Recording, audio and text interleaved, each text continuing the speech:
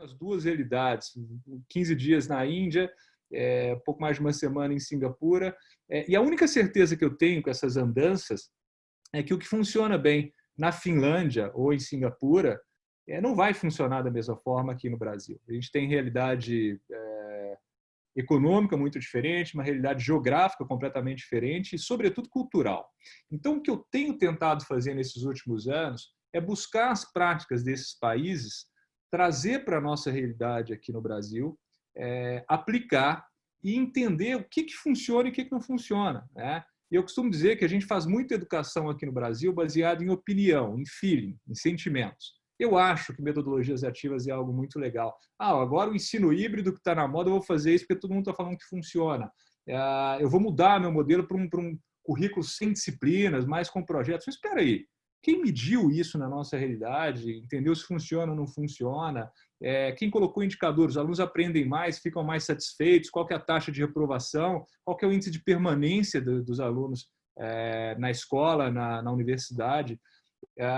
E aí, com isso, né, com esse desejo muito grande de colocar cada vez mais indicador no nosso processo educacional, final de 2015 eu acabei indo, tenho ido ali para Boston, Cambridge, região, desde 2011, mas 2015 eu acabei indo definitivamente, fiquei 1 ano e meio na Universidade de Harvard estudando metodologias ativas de aprendizagem, ensino híbrido, sala de aula invertida, e o resultado dessa minha temporada lá foi o maior estudo da América Latina, comparando, né, diferentes modelos de sala de aula e tentando entender onde os alunos aprendem mais, onde ficam mais satisfeitos, a percepção dos professores, né, em relação a diferentes modalidades de sala de aula, de ensino. E a ideia aqui é compartilhar com vocês um pouco dessas experiências, dessas evidências que eu tenho coletado nos últimos anos. Tá?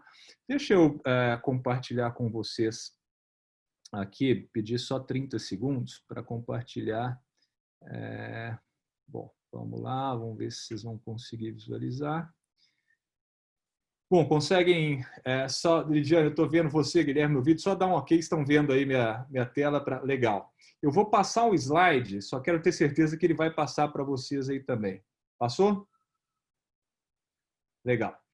Bom, vamos falar um pouco então sobre o futuro da educação. Ninguém aqui tem bola de cristal, né, gente? Mas o que eu vou compartilhar aqui é o que a gente acredita que vai acontecer, por mais que a gente não possa cravar, a gente não sabe nem o que vai acontecer daqui a 2 meses, né? Se a aula volta, não volta, se a gente vai ter tempos aí de um hibridismo forçado, ou se a gente só volta, ninguém sabe o que vai acontecer daqui a 1 mês, 2 meses, muito menos o que vai acontecer daqui a 1 ano, 2 anos. Mas, independente do cenário, eu não tenho a menor dúvida de que alguns elementos vão inevitavelmente fazer parte do nosso processo educacional. Antes da gente começar a falar de ensino, né, desses elementos que estão mudando o nosso modelo educacional, eu queria antes provocar uma reflexão, né? Pensem no tanto que alguns setores da economia mudaram nesses últimos anos. Nos últimos 10 anos, mas sobretudo nos últimos 5 anos. Né? O que o Uber fez e está fazendo com a indústria de transportes privados em grandes cidades, em grandes centros, ou o que IBM Watson está fazendo na computação cognitiva, o que Airbnb está fazendo na indústria hoteleira, ou o que Netflix tem feito na indústria cinematográfica, ou que Spotify tem feito, né, revolucionou a indústria fonográfica. Hoje, ninguém mais, acho que não existe mais loja de... Você vai comprar um CD, não tem isso, né? Fui para a Índia ano passado, levei mais de 3 milhões de músicas dentro do meu Spotify, que eu poderia ouvir sob demanda ali. Ou seja, vários setores, várias indústrias sofreram uma inovação disruptiva nesses últimos 5, 10 anos. Mas quando a gente olha para a educação, para o nosso setor, que é super tradicional, pouca coisa mudou, e nem vou falar nos últimos 5, 10 anos, não. Nos últimos 50, 100 anos, pouquíssima coisa mudou. Né? Aí você fala, mas hoje os alunos estão conectados, as salas de aula têm alta tecnologia, mudou sim, mas o modelo educacional é o mesmo. Né? O modelo, o formato de sala de aula, o que predomina na sala de aula, a metodologia usada é muito parecida com a metodologia Inclusive a tecnologia que é aportada no nosso processo educacional é muito parecida com algo de 50 anos atrás. Pouca coisa mudou. A tecnologia veio, mas impactou muito pouco os métodos que são usados em sala de aula.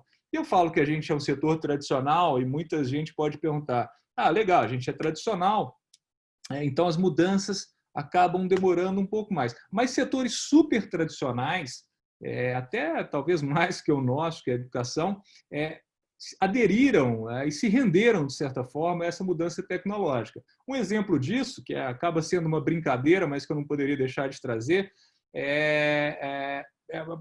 tem a ver com a viagem que eu fiz lá para a Índia no ano passado. Né? A gente estava no evento do Banco Mundial, a diretoria de educação do Banco Mundial se mudou para Nova Delhi no ano passado. A gente teve uma reunião com o diretor do Banco Mundial, da área de educação, para discutir o futuro da educação pelo mundo inteiro, discutir, né, como tecnologia vai mudar a nossa sala de aula e durante essa missão técnica, o nosso hotel e o Banco Mundial ficava muito próximo ali do Banco Mundial e era um pouco afastado do centro de Nova Delhi.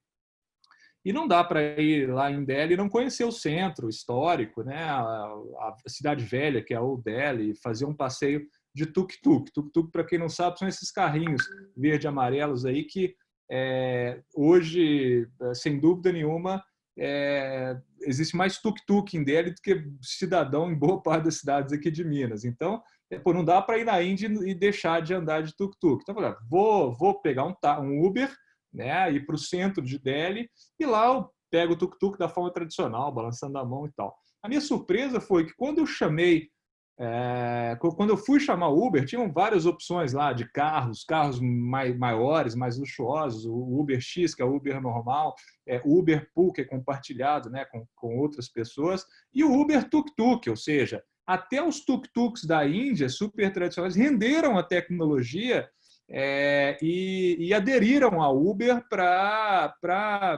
como estratégia de alavancar, né, o negócio, ou seja, até a indústria tradicional de tuk-tuk indiana aderiu à tecnologia, mas a educação, pouca coisa mudou nos últimos anos. Mas está mudando. Já vinha em curso um movimento muito forte e esse movimento foi fortemente acelerado pela pandemia, pela necessidade de aportar mais tecnologia no processo educacional. Tem 3 elementos que, na minha opinião, aceleraram muito durante a pandemia e não tem mais volta. O nosso modelo educacional tem que ser baseado nesses 3 pilares que eu vou mostrar aqui agora. O primeiro deles é o que a gente chama de ensino híbrido ou blended learning. O que seria isso? Por que eu coloco esses termos em inglês? Porque essa tradução ensino híbrido, o termo é muito diferente do termo original em inglês. Né? Blended learning é algo do tipo aprendizagem misturada, aprendizagem mesclada.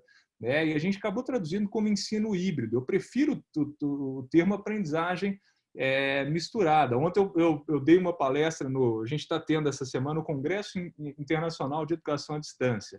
Eu fiz uma palestra ontem e amanhã eu vou fechar o congresso participando de uma mesa redonda. Amanhã não, desculpa, sexta-feira. É o CIAED, tá? Fica o convite aqui para quem quiser participar. Congresso Internacional de Educação à Distância.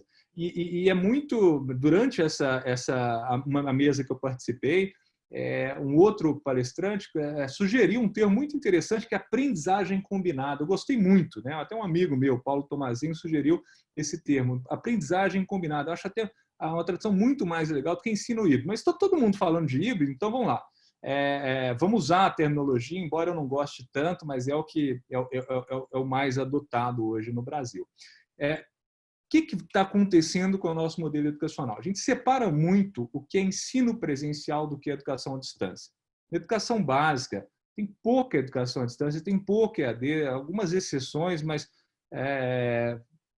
boa parte a maioria absoluta da base de alunos hoje de educação básica estão matriculados em cursos 100% presenciais. O ensino superior é um pouco diferente, já tem um número de matrículas um pouco maior numa modalidade que é a modalidade EAD. Mas independente se é educação básica, se é ensino superior, se é pós-graduação, a gente ainda separa muito o que é ensino presencial do que é EAD, como 2 coisas bem diferentes.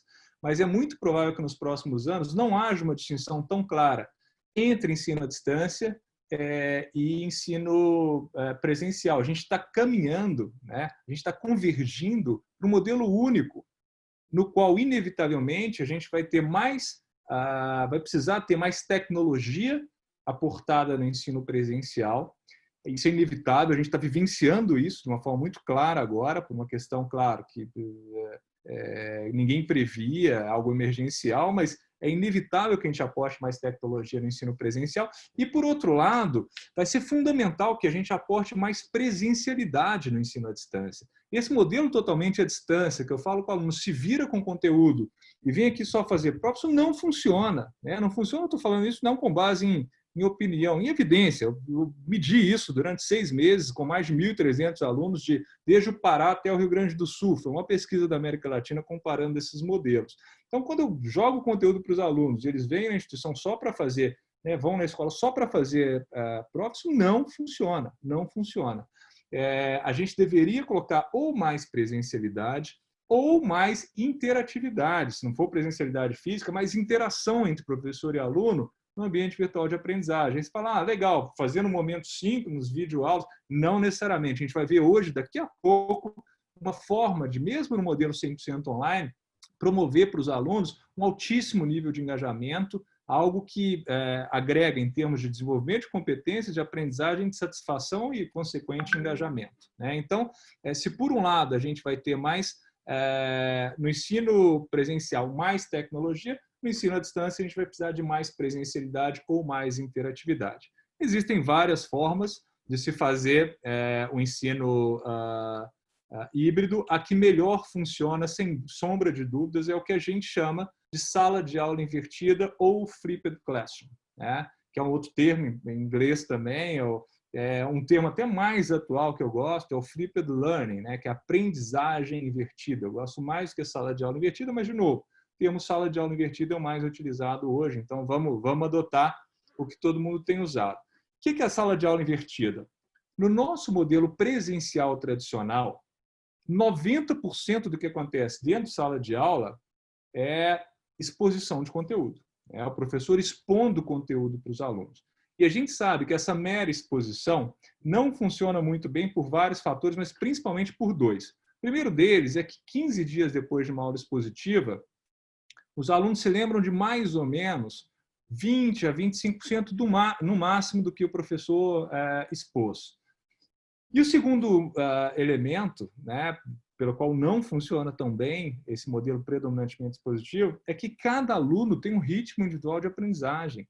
Dentro de uma sala com 30, 40, 50 alunos, eu tenho alunos que vieram de uma realidade sociocultural menos privilegiada, outros de uma realidade mais, né, de uma classe social mais privilegiada. Tem alunos que têm déficit cognitivo, outros têm muita facilidade de assimilação de conteúdos. O que a gente faz? Coloca todo mundo na mesma sala, enfileirado, expõe conteúdo para todo mundo no mesmo ritmo e espera os mesmos resultados de aprendizagem. Isso não vai funcionar, né? Acesso a conteúdo, que hoje acontece predominantemente dentro de sala de aula, poderia e deveria acontecer em qualquer hora, em qualquer lugar. Então, se eu pego esse conteúdo, estruturo, coloco no ambiente virtual de aprendizagem, eu permito que cada aluno, no seu próprio ritmo, quantas vezes quiser ou precisar, tenha acesso a esse conteúdo.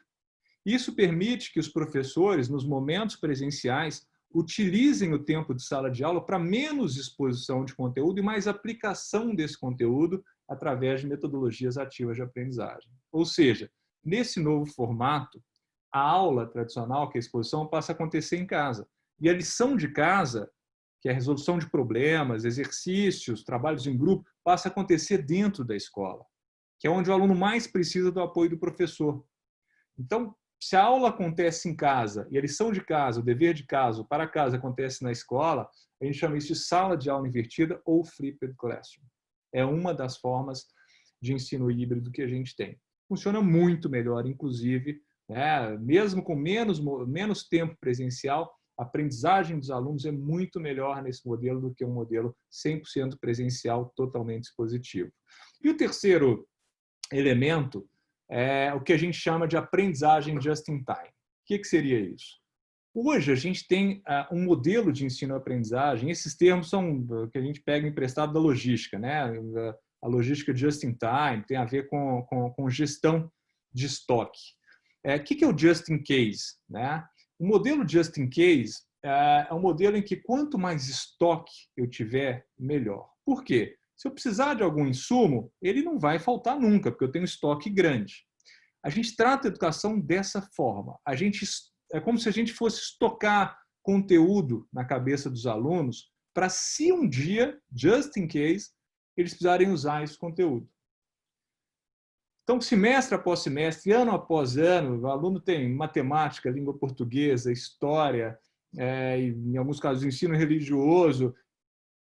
Tem uma enxurrada de conteúdo para, se um dia, precisar aplicar. Eu estava dando uma palestra semana passada para uma grande editora, né, para a FTD, tinham 10 mil professores participando e tal, e eu estava com uma pessoa muito interessante, a Cláudia Costin, uma pessoa conhecida, inclusive, ela foi ministra na época do governo Fernando Henrique, trabalhou no Ministério da Educação, e ela falou, e aí eu comentei com ela que, na minha época, né, comentei com os professores, na verdade, na minha palestra, que eu tive que, durante as aulas de química, eu tive que decorar a tabela periódica. Não sei quantos de vocês tiveram que decorar aquela tabela. A gente até usava ali umas frases para decorar mais fácil e tal. Gente, não faz sentido nenhum gastar tempo, gastar fosfato decorando tabela periódica para a química, né? E aí eu só comentei isso para mostrar o desperdício de tempo que a gente tem dentro de sala de aula e o tanto que o nosso sistema é ineficiente. E aí a Cláudia me interrompeu, falou que tinha tido na semana anterior uma reunião com uma pessoa do Fórum Econômico Mundial, que analisa muito educação, e o resultado de algumas provas internacionais era analisado por essa pessoa, inclusive, né? E ele falou o seguinte, curiosamente, os alunos brasileiros sabem muito bem a composição da tabela periódica, mas não fazem a menor ideia de como usar essa tabela periódica. Quer dizer, exatamente o contrário do que a gente espera, né? Que eles têm que entender o conceito, o que fazer com aquilo, e não decorar as coisas. Então, esse é um exemplo, eu acabei trazendo aqui, porque semana passada isso aconteceu, e ela citou que, de fato, internacionalmente, a gente é reconhecido por alunos que conhecem a tabela periódica, mas não têm a menor ideia do que fazer com aquilo. A gente deveria passar esse modelo just in case, de conteúdo atrás de conteúdo, para o modelo just in time, que parte não de conteúdo atrás de conteúdo, e sim de problemas. E esse conteúdo vem como ferramenta para a solução desse problema. Aí sim a aprendizagem se dá de uma forma mais efetiva. Bom, eu falei muito de tecnologia, o tanto que tecnologia está fazendo uma disruptura em outros setores, né, em outras indústrias. Na educação isso está chegando também. Tecnologia não é pedagogia, né? Nunca a tecnologia vai substituir o professor. Essa é a minha opinião. Tá? Eu nunca, talvez seja tempo demais, mas muita gente me pergunta, você acha que professores vão ser substituídos por tecnologia? Tenho certeza que não, a gente não vai ver isso em vida. Né? Mas, sem dúvida nenhuma, os professores vão ser substituídos por professores que saibam usar bem tecnologia. Por quê? Tecnologia catalisa o processo, facilita, e dependendo da metodologia, né, tecnologia é meio e não fim, ela facilita muito o processo de ensino e aprendizagem. Como exemplo, os ambientes virtuais de aprendizagem, as plataformas adaptativas de aprendizagem, como a Khan Academy, que eu gosto tanto, né, que é uma simples, gratuita, que pode ser usada por todo mundo, e várias outras. E aqui nessa tela, né, as marcas estão pequenininhas, mas aqui o objetivo não é visualizar cada um, mas para vocês terem uma ideia desse todo aí, eu tirei o print de uma página de um relatório da Liga Ventures, né, que é um relatório sobre EdTech. São empresas que são focadas em construir soluções tecnológicas para a educação. Olha a quantidade de soluções tecnológicas, de tecnologia que tem sido inventada, a maioria absoluta aqui nos últimos 5 anos, né? Outras um pouco mais, mas olha o tanto e aí para várias, da gamificação do processo de ensino-aprendizagem, curadoria de conteúdo, gestão educacional, novas propostas de ensino, ou seja, que está categorizado por algumas áreas. Olha um monte de... Isso só no Brasil, hein? Imagina a Índia, Vale do Silício ali, colocaria umas 20 páginas como essa. Então, esse relatório da Liga Ventures, e esse outro aqui é do Distrito EdTech, que mostra empresas ali muito parecidas, mas olha a quantidade de empresas de tecnologia que estão apostando em modelos educacionais. Aqui, por exemplo, a gente tem vamos dizer, um setor inteiro aqui só para tecnologia para ser usada dentro de sala de aula. Outro aqui, gestão da comunicação no ensino, aqui gamificação, ou seja, olha um monte de empresa que está chegando com tecnologia. Quem não souber trabalhar com tecnologia vai ser engolido nesses novos, nesses próximos anos aí. Então, não é para desesperar, mas é para a gente ficar atento ao que está chegando por aí, e isso tudo foi acelerado de uma forma gigantesca durante a pandemia. Eu trabalho na maior EdTech do Brasil, a maior empresa de tecnologia para a educação do Brasil. Eu tenho visto isso no dia a dia. Não há dúvidas de que o futuro tem, mais importante que a tecnologia é a metodologia, mas sem dúvida nenhuma a tecnologia vai tomar e facilitar. Eu acho que tecnologia é muito boa quando facilita, catalisa o processo. Estejamos preparados para isso. Bom, estou falando demais, queria propor uma dinâmica, uma enquete muito rápida aqui com vocês. Queria que vocês pensassem em algo que vocês façam muito bem, tá? Algo que vocês façam tão bem que ninguém ou pouquíssima gente consegue fazer como você faz. Pode pensar em qualquer coisa, aspecto pessoal, profissional, enfim, o que você achar que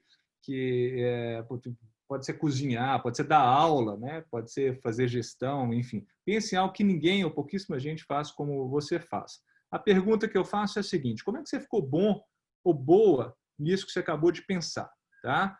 Eu vou jogar aqui uma enquete para vocês e vou pedir para vocês responderem. Para quem estiver usando o aplicativo da Zoom, esse que a gente está usando aqui agora, vai aparecer na tela de vocês. Se estiver na versão web, provavelmente não vai aparecer. Eu coloquei aí já, queria que vocês respondessem para mim.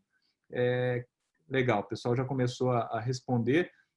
Como é que você ficou bom ou boa nisso? Letra A, praticando. Letra B, através de aulas expositivas. Letra C, tentativa e erro, quer dizer, tentou, falhou e com o erro foi aprendendo mais, melhorando. Letra D, observando outras pessoas fazendo. Ou letra E, outra, alguma outra forma que eu não tenha listado entre essas quatro aí acima. Vou dar mais uns 10 segundos aqui, a gente já tem, legal, mais de 80 respostas dadas aqui. Vou dar mais uns 10 segundinhos para que vocês respondam, e aí eu encerro essa enquete. Muito bem. Vamos lá, 5 segundos. Legal, encerrada. Vamos lá. 113 pessoas manifestaram, das quase 200 que a gente tem aqui conectadas. 80% de vocês marcaram letra A, praticando. Tá? Ou seja, a maioria absoluta. Letra B, aulas expositivas, 2% só. Tá? Letra C, desculpa, aqui está como você ficou bom nisso, mas seria tentativa e erro, 2% só. Letra D, observando outras pessoas fazendo, 12%, e outros 4%. Tá? Vou compartilhar aqui o resultado com vocês. Então, 80% letra A, 2% letra B, letra C 2%, letra D 12% e outros 4%. Isso é uma simples enquete, não tem nenhum valor científico isso, mas o que a ciência mostra é exatamente isso que vocês mostraram aqui durante durante essa simples enquete. A gente aprende praticando, Acaba que tentativa e erro é uma forma de prática. Então, quando a gente junta os dois, 90% quase 90% de resultados tentativa e erro e praticando. É exatamente assim que a gente aprende. No entanto, a gente insiste no nosso modelo educacional em fazer aulas expositivas. Ou seja, a gente está ensinando de uma forma que os alunos não aprendem, né? Acabam aprendendo algo dada a enorme carga horária a qual são submetidos nas suas graduações. Mas, definitivamente, esse não é o melhor modelo quando se trata de ensino e aprendizagem. Deixa eu só sair aqui, não sei, acho que alguém riscou a tela aqui, eu acho que está aparecendo para todo mundo. Deixa eu só interromper um compartilhamento, volto com vocês aqui, legal, para a gente reiniciar. Só um segundo.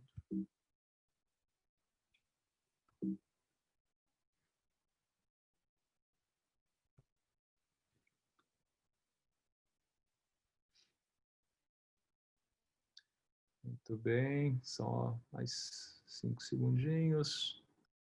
Legal, compartilhar.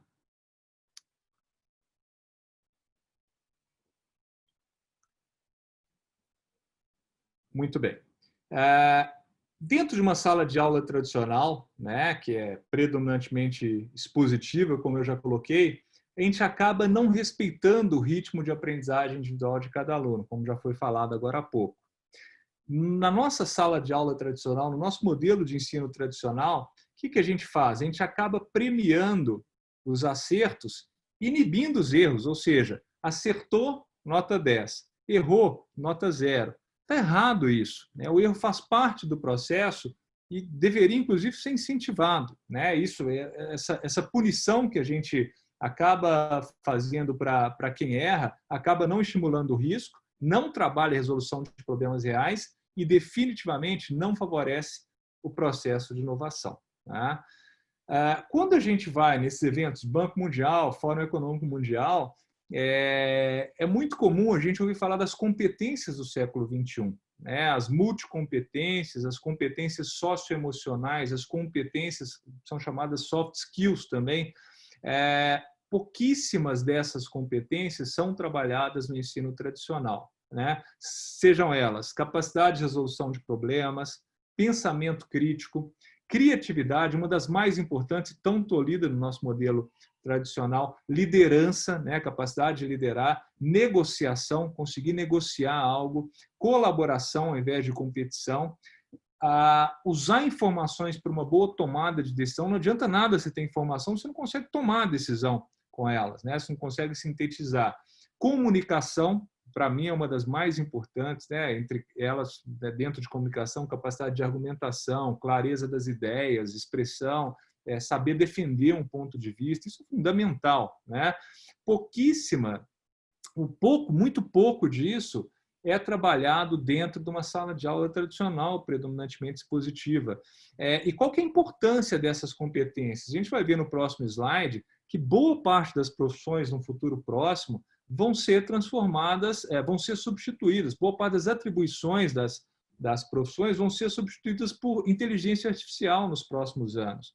E não estou falando nos próximos 50 anos, não, até 2026. Eu vou mostrar a pesquisa do LANFO, que é o Laboratório de Aprendizagem por Máquinas da UNB, mostra que até 2026, boa parte das profissões vão ser substituídas por inteligência artificial. Então, se a gente continuar trabalhando competências técnicas, é muito provável que a gente esteja formando alunos que vão ser desempregados no futuro próximo. A gente deveria cada vez mais ter currículos e usar metodologias de aprendizagem que favoreçam o desenvolvimento dessas competências que estão aqui na tela, que dificilmente serão substituídas por tecnologia, né? Eu poderia colocar aqui outras, como empatia, resiliência, são competências fundamentais para essa nossa realidade do século XXI, uma que eu adoro, né? Para mim, a principal é aprender a aprender, né? Alvin Toffler já dizia que o analfabeto do século XXI não é aquele que não sabe ler e escrever, e sim aquele que não sabe aprender, desaprender e reaprender, né? Então, essas competências é fundamental que a gente trabalhe para essa nova realidade que a gente quer dizer, todo esse processo que está acontecendo e vai acontecer de uma forma muito acelerada nos próximos anos. Olha que interessante essa pesquisa do LANFO, né, lá da UNB. de novo, não é até 2050, até 2100, não, até 2026, né? O LANFO da UNB, que a fonte está aqui embaixo, para quem quiser depois ler a pesquisa, eles fizeram uma avaliação preditiva, né? Avaliando qual é a probabilidade da automação de algumas profissões até o ano de 2026. Então, o administrador, por exemplo, 29% do que hoje o administrador faz vai ser substituído por máquinas por inteligência artificial até 2026. Ou 76% do que faz hoje um advogado. Ou, olha o professor, hein? Professor de português, 42% do que um professor de português faz hoje vai ser substituído por máquina nos próximos anos. E um professor de matemática, 88%. Olhem esses números, hein? Ou 55% do que o enfermeiro faz, ou 96% do que o engenheiro químico. Aí você fala, poxa, isso é um chute, né? Esses percentuais. Não é. Uma pesquisa muito séria, depois vale a pena para quem tiver um pouco mais de curiosidade. Tem mais de 1000 profissões listadas, eu só coloquei aqui algumas que exigem nível superior para que vocês tenham uma ideia, né? De inclusive profissões mais sofisticadas, a probabilidade de serem substituídas, serem automatizadas nos próximos anos é muito grande. Ou seja, se a gente não trabalhar competências socioemocionais que dificilmente serão substituídas por máquinas, a gente está formando alunos para fazerem não sabemos exatamente o que. Quando a gente olha os espaços de aprendizagem, né, as nossas salas de aula de 50, 80 anos atrás e compara com salas de hoje, é muito parecido, né? O nosso modelo é muito parecido com o modelo que a gente tinha há muito pouco tempo. Carteiras enfileiradas, professor na frente, o sábio no palco, expondo o conteúdo para os alunos. É o detentor do conhecimento, enquanto os alunos são agentes passivos daquele processo.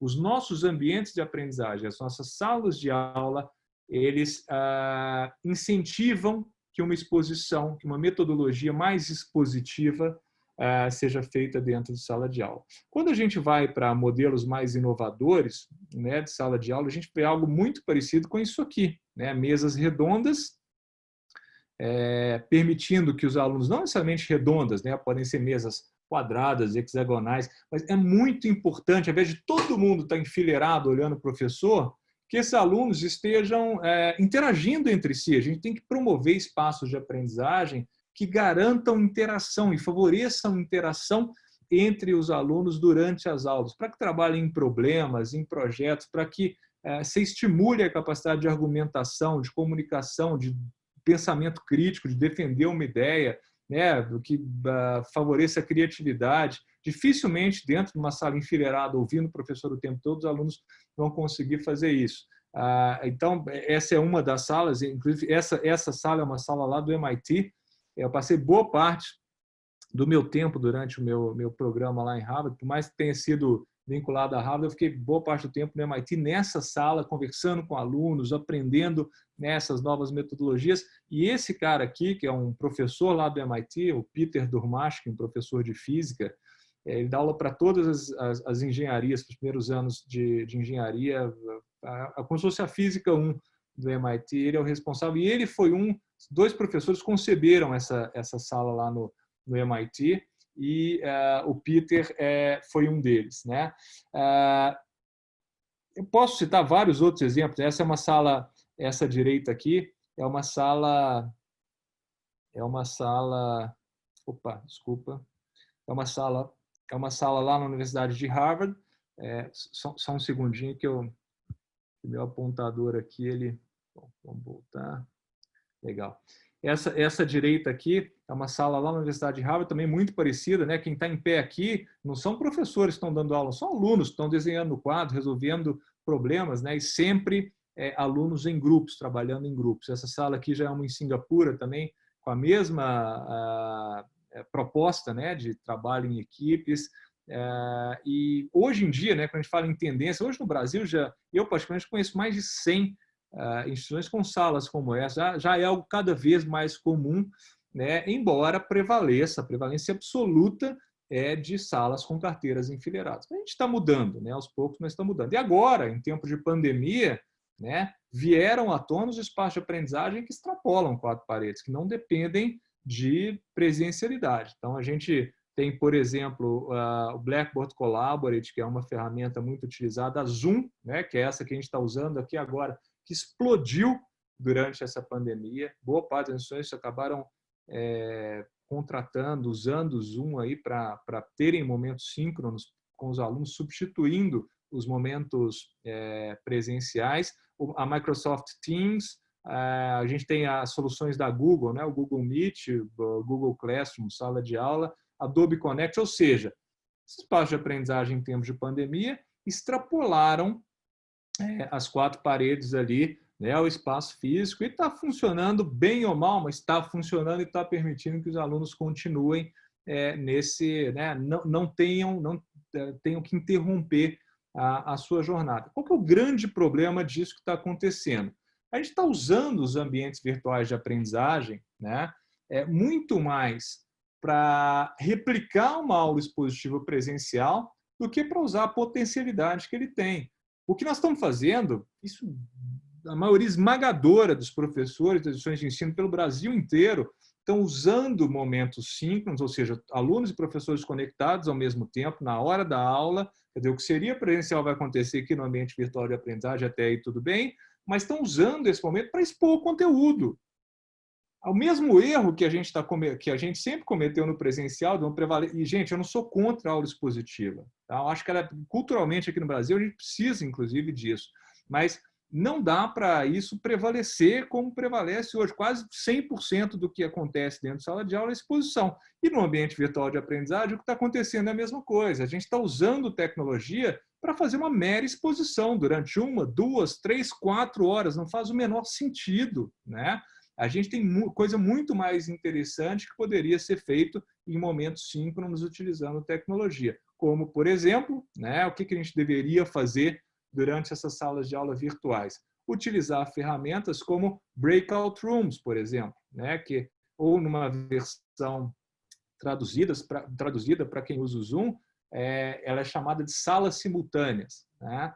Que permite que eu quebre a sala. Se eu tenho 50 alunos, 100 alunos numa sala, eu posso dividir em grupos de 5, 6, 10 alunos e permitir que eles trabalhem. Então, aquelas mesas redondas que eu mostrei ali, das salas de aula que são tendências do futuro, dá para eu trazer isso para o ambiente virtual de aprendizagem. Eu estou com 50 alunos, divido em grupos, permito que eles discutam um problema, depois eu volto para a sala toda para fazer uma discussão mais aberta. Vamos usar momentos síncronos para promover um alto engajamento entre os alunos, e não meramente para uma exposição de conteúdo entre professores e alunos em tempo real. A gente está replicando um grande erro que a gente tem no presencial, usando para isso tecnologia e quer esperar resultados diferentes. E outra ferramenta é essa que a gente acabou de usar, né?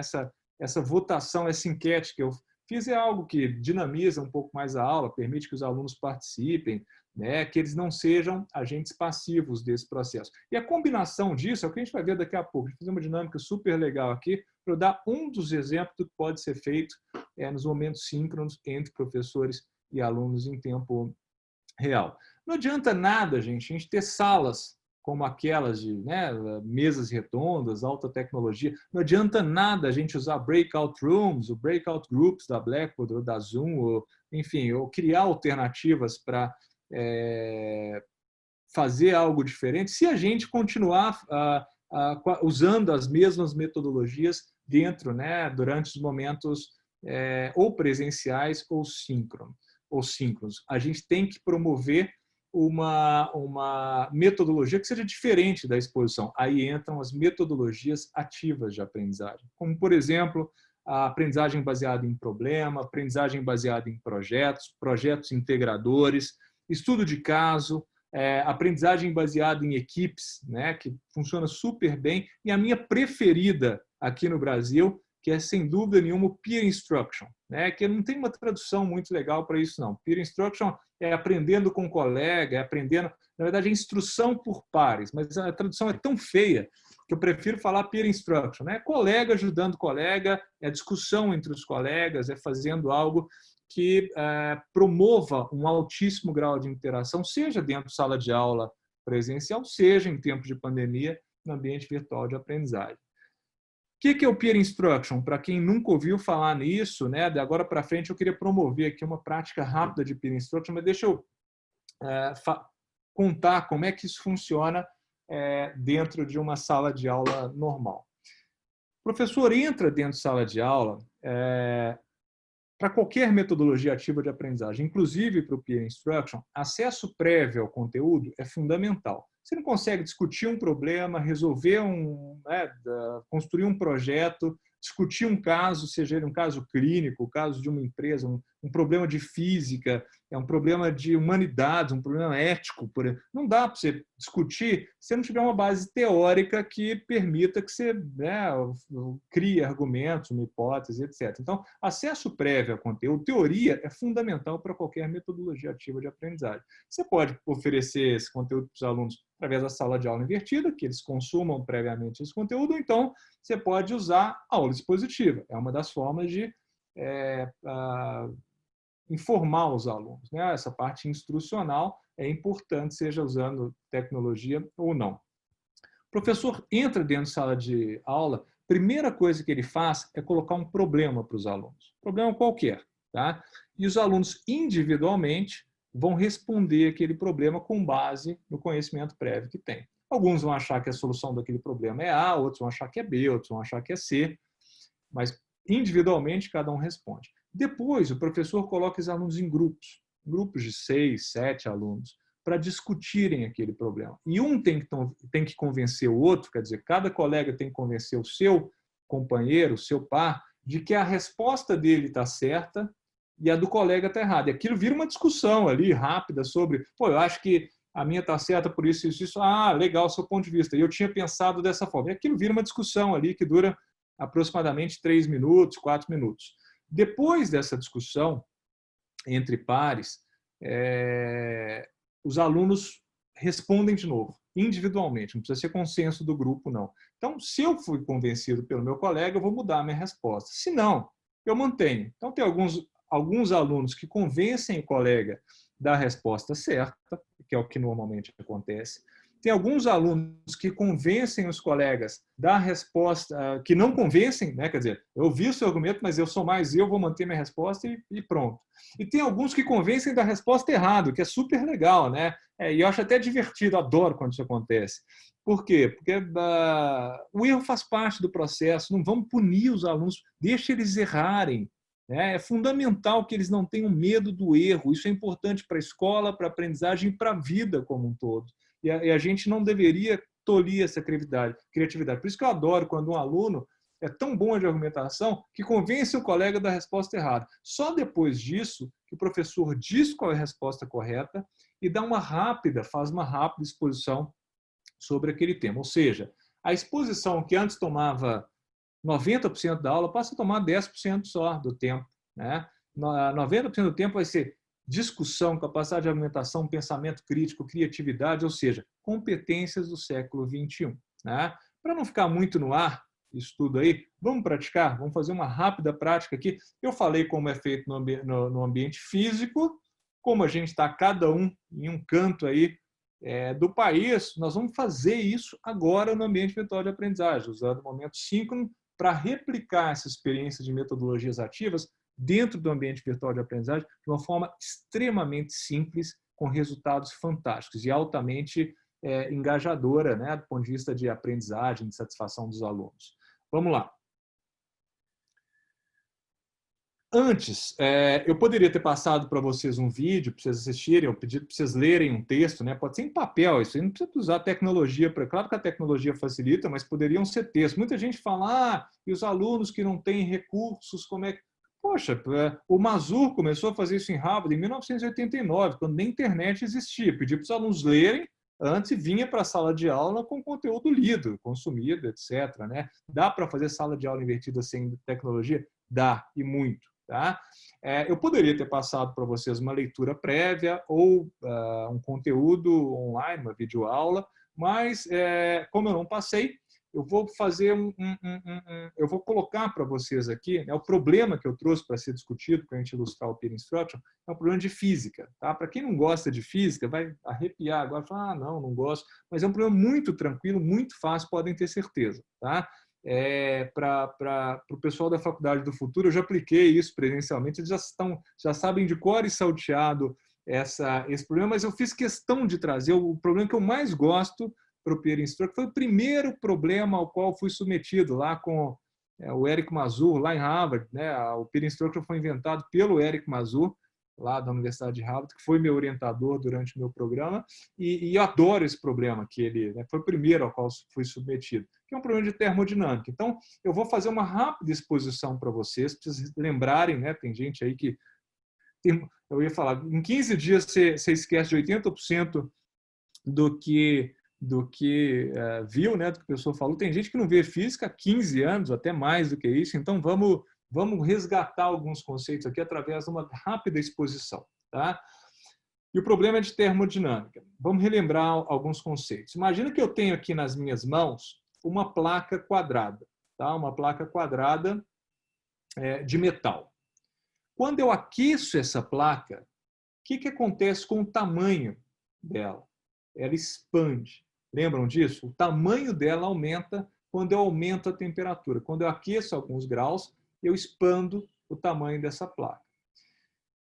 Quando eu resfrio, né, essa placa que foi aquecida, ela volta ao tamanho que ela tinha antes do aquecimento. Ela volta ao tamanho original.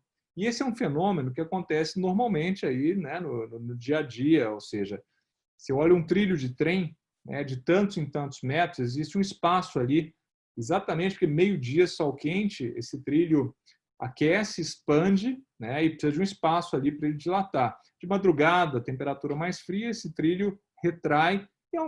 Na construção civil isso também acontece, né? A gente tem as juntas de dilatação exatamente para permitir essas variações de volume provocadas pela variação de temperatura, né? O mais importante aqui é vocês saberem não que esse metal expande, volta, mas o porquê disso, né? O conceito por trás disso. E essa expansão acontece pelo seguinte: imagina que cada bolinha amarela dessa que está aqui desenhada esteja representando a menor parte dessa placa de metal. Na verdade, é um átomo dessa placa de metal. Tá? Então, eu desenho aqui 9 átomos, né? Eles estão próximos uns dos outros, mas não tão encostados uns dos outros. Notem que tem um espaço entre eles. E esse espaço existe porque esses átomos eles não ficam parados, eles estão vibrando, eles estão agitados ali dentro. Existe um pequeno movimento entre eles. E por causa desse movimento, né, existe um pequeno espaço entre cada dupla de átomos. Eles não se encostam uns nos outros. Quando eu aqueço a temperatura desse metal, o movimento desses átomos aumenta, né? A vibração deles aumenta, eles começam a se movimentar mais. E para se movimentarem mais, vocês concordam que eles vão precisar de mais espaço entre eles? Quanto maior o movimento, mais espaço eles vão precisar entre eles. E é exatamente para permitir um espaçamento maior entre os átomos que esse metal aumenta, né? Por isso que ele dilata, por isso que o volume dele aumenta. Quando eu volto à temperatura normal que ele tinha antes desse aquecimento, ele volta para o tamanho original que ele tinha antes dessa expansão. Tá? Então é simples assim. Aqueci, aumento ali o movimento desses átomos, esse material expande, resfriei esse material, né, os átomos se juntam, né, o tamanho de cada átomo não muda, mas eles ficam mais próximos uns dos outros, e aí esse metal retrai. É isso que vocês precisariam saber para responder a pergunta que eu vou colocar agora para vocês. Tá? O problema é o seguinte: imagina que eu tenho uma placa de metal como essa que está representada aqui em cima. Tá? Uma placa quadrada que tem um buraco no meio. Tá? Tem um orifício redondo exatamente no centro dela. É algo muito parecido com essa representação que está aqui, né, ao lado direito da tela. Eu tenho uma placa quadrada e aqui no centro eu tenho um buraco, né, um orifício redondo. Quando eu aqueço esse material, ou seja, eu coloco isso num fogo, numa fogueira, ou coloco dentro de um forno e aqueço toda a superfície dele de forma homogênea, quer dizer, tudo aqui está sendo aquecido, né? Esse fogo não vai passar só no centro ali, aquecer só o anel. Toda a superfície dessa placa vai ser aquecida de forma homogênea. Tá? Quando eu faço isso, todo mundo sabe o que acontece com o tamanho dessa placa. O tamanho dela aumenta. Mas o problema que eu vou colocar para vocês, o que eu quero saber, não é o que acontece com o tamanho da placa, e sim com o tamanho do buraco que tem no centro ali, esse buraco aí redondo. E a gente tem três opções.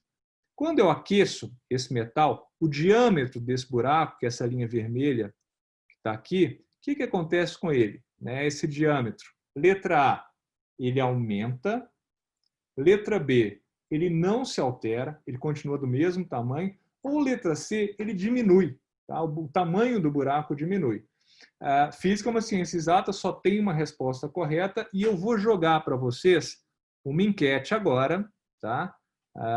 Para que vocês individualmente, quando a gente está dentro de uma sala de aula, tem que orientar bem os alunos. Não conversem, é individual, mas como está cada um em um canto aí, né, não coloquem no nosso chat aqui, no bate-papo. Eu queria que individualmente vocês pensassem e respondessem. Tá? E aí a pergunta é exatamente essa. Ao aquecermos o metal, o tamanho, né, desse buraco, o diâmetro dele, letra A, aumenta, letra B, não se altera, ou letra C, diminui. Vou dar uns 30 segundos para vocês pensarem e responderem para mim essa questão. Vamos lá. Se você não sabe muito bem, chuta, né? Mas chuta com base em alguma teoria você tem que ter. Por que esse negócio aumenta, por que não se altera, por que diminui. Tá?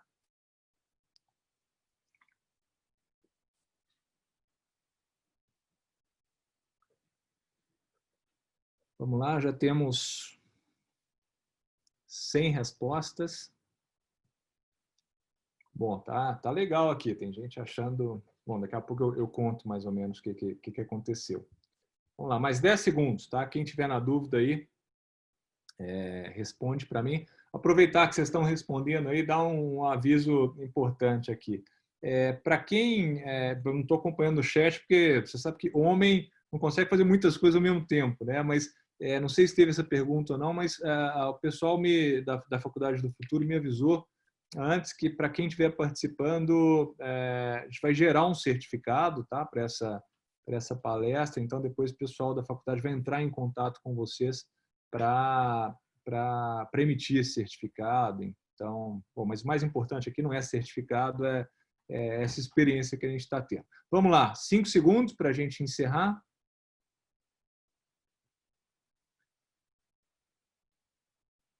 Muito bem, encerrada. Deixa eu só tomar nota aqui do resultado. Eu ainda não vou compartilhar o resultado com vocês. E muito menos, né, não vou dizer qual é a resposta certa ainda. Mas eu garanto aqui, tem gente achando de tudo. Tá? Tem gente achando que é letra A, tem um tanto de gente achando que é letra B, tem um tanto de gente achando que é letra C. Tá bem, tem uma das alternativas, está um pouco maior aqui, mas está bem distribuído, né? Isso entre as três alternativas. E física, como eu disse, é uma ciência exata, só tem uma resposta correta. O que eu vou fazer agora, gente? Eu vou dividir, a gente tem aqui 208 pessoas participando desse momento aqui ao vivo com a gente. Tá?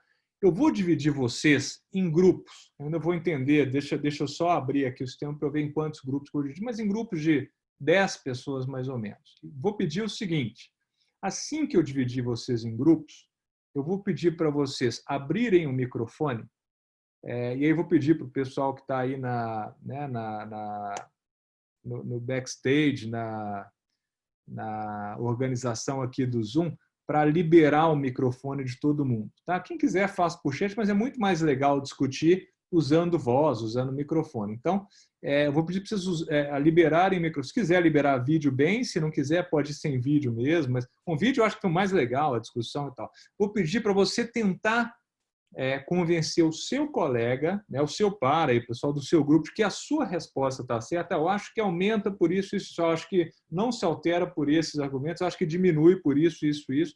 Tenta convencer o seu colega aí, né, o seu companheiro de grupo, de que você está certo e ele está errado. Eu vou dar uns 3 minutos para uma rápida discussão, depois a gente volta na sala toda. Tá? Então, eu pedi para todo mundo habilitar, assim que os grupos forem criados, para habilitar deixa eu ver aqui. Eu acho que eu consigo desbloquear os microfones, mas enfim, se eu não conseguir, permitir que os participantes ativem o próprio som. Bom, tá com vocês, hein? Quem quiser vai poder. Eu vou dividir vocês em grupos, tá? E daqui a pouco vocês vão conseguir visualizar. Você vai sumir um pouquinho, vai reaparecer dentro de uma sala só com outras pessoas aí, para gente fazer essa dinâmica. Tá? Deixa eu só um segundo que eu vou. Tá, quem está comigo aí? Eu vou habilitar aqui. Só um minuto, interromper o compartilhamento. Muito bem. Deixa eu ver em quantas salas. Eu vou dividi-los em grupos de 7, 8 participantes. Tá? Vou criar 28 salas diferentes aqui, 29 salas diferentes. A hora que eu apertar o botão, tenta convencer o seu colega aí de que você está certo e ele está errado. Daqui a pouco a gente volta, tá bom? Boa discussão. Eu não sei onde eu entro. Isso aqui eu tô certa.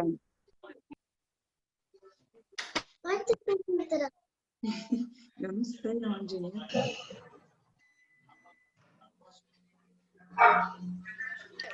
Oi, a Roseli está aqui.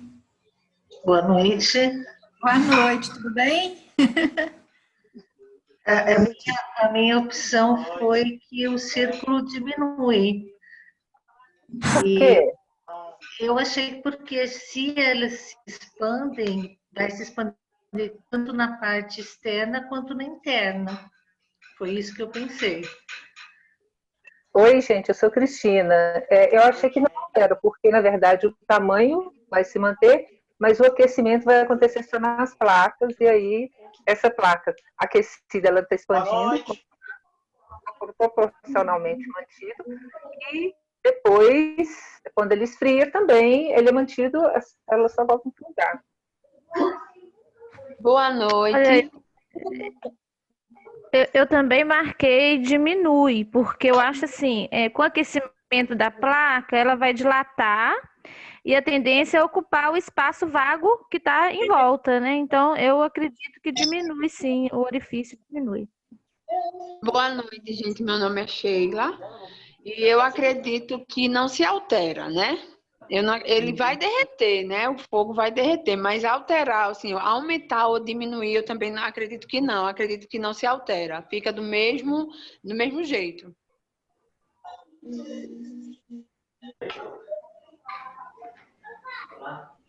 Então, mais alguém? Pessoal, boa noite, aqui é a Vanessa. Eu até coloquei lá que ia diminuir. Só que eu assisti um filme há poucos dias atrás que uma pessoa, ele aquecia a placa para desparafusar um parafuso que estava na placa. Então, o que o filme falou, parece que aumenta, né?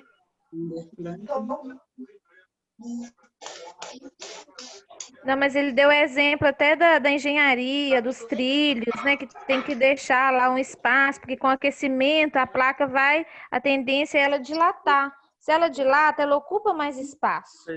Então, esse orifício, a tendência é ele diminuir, né? Eu marquei lá no que diminui. Mas aí eu lembrei dessa situação do filme, entendeu? Eu lembrei de uma mangueira, gente. Meu nome é Roseli, eu sou de Manhuaçu, Minas Gerais. É porque quando você aquece a mangueira, realmente ela dilata, bem espaçosa, né?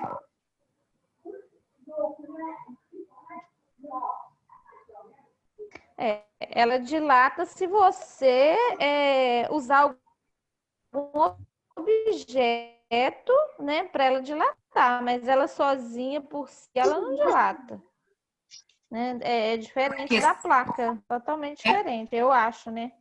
Ela aquecida, ela dilata, entendeu? Ela vai aumentando, ocupando mais. Ela dilata, mas ela dilata, mas o centro ali, no caso do orifício da mangueira, ele vai diminuindo. Ele só aumenta se você usar um objeto para aumentar. É diferente, porque, né, é plástico que você está dizendo, né? Certo.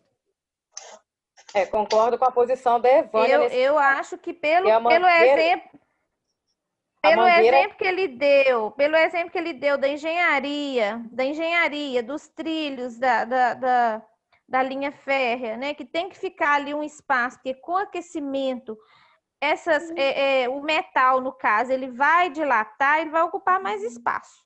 Então, o orifício que está no meio da placa ali, eu acho que ele vai diminuir com o aquecimento. Eu tinha colocado, vocês estão me escutando? Menino, quais são as extremidades? Eu estou. Vocês estão escutando? Eu estou. Sim. Vamos. Pois é, eu coloquei que não Sim, pode fazia. falar. Eu coloquei assim, que não aumentava e nem diminuía. Mas depois, raciocinando, o meu menino que me ajudou falou assim: mãe, aumenta. Então ela tem que continuar cabendo quente ou fria. Então, Entendo.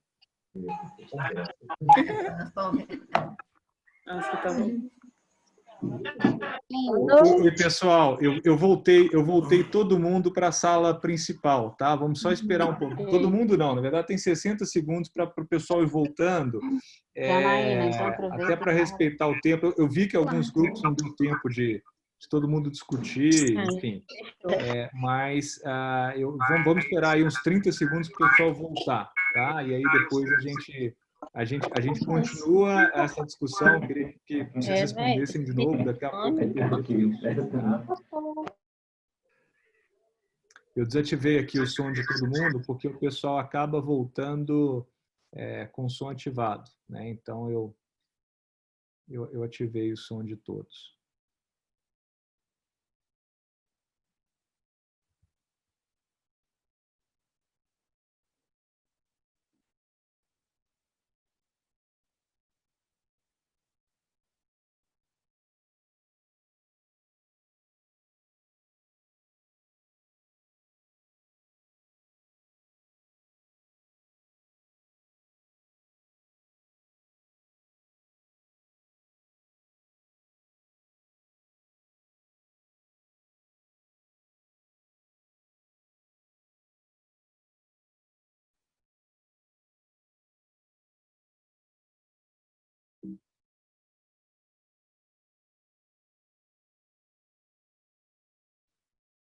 Bom, deixa eu só ter certeza que todo mundo já voltou. Deixa eu ver se está todo mundo aqui. Acho que sim. Bom, pessoal, vamos lá. As discussões estavam quentes em alguns grupos. Em outro, o que eu fiz aqui? Tá? Eu separei vocês em grupos menores e aí permiti que vocês optassem por entrar nas salas ou não. Eu poderia ter feito isso de uma forma obrigatória, quer dizer, a hora que eu aperto aqui, vocês já entram automaticamente em grupos menores, ou você tem que aceitar, né? Tem alguns casos. E aí eu coloquei para que vocês pudessem aceitar ou não ir para esses grupos. Algumas pessoas preferiram não entrar, eu respeitei isso, então alguns grupos ficaram um pouco menores, outros um pouco maiores, mas em alguns deles eu entrei em uns 4, 5, as discussões estavam super quentes, né? Uns até em alguns quase saindo briga, e acho que reduz, diminui. Tem gente que pediu ajuda para filho, para sobrinho, para irmão, que isso, a cola aqui é permitida, cola entre aspas, né, no bom sentido. Nós vamos fazer o seguinte agora. Como vocês tiveram a oportunidade de discutir, né, eu vou lançar a mesma questão novamente. Tá? E queria ver se você mudou de resposta ou não. Se tiver mudado, você vai responder uma outra alternativa. Se não, você vai responder a mesma. Mas é importante que todo mundo responda novamente. Tá? Então, vou pegar a mesma pergunta. Vamos lá.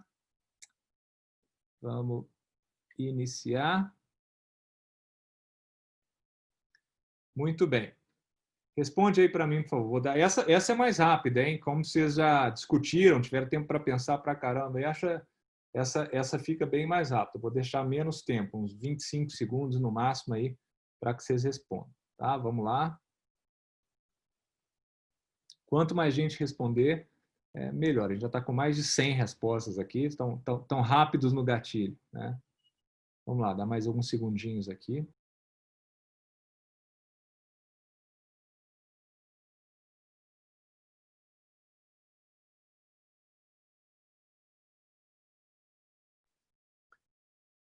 Muito bem, muito bem. Vamos encerrar. Tomar nota aqui.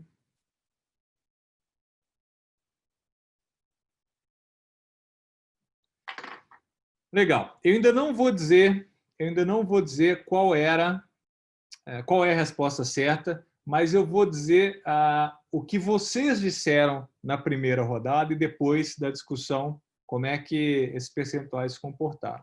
Na primeira rodada de respostas, antes da discussão, 49% de vocês responderam letra A. Aumenta. Depois da discussão, aumentou para 58%, ou seja, algumas pessoas foram convencidas de que esse buraco aumenta. Letra B era 26% na primeira resposta.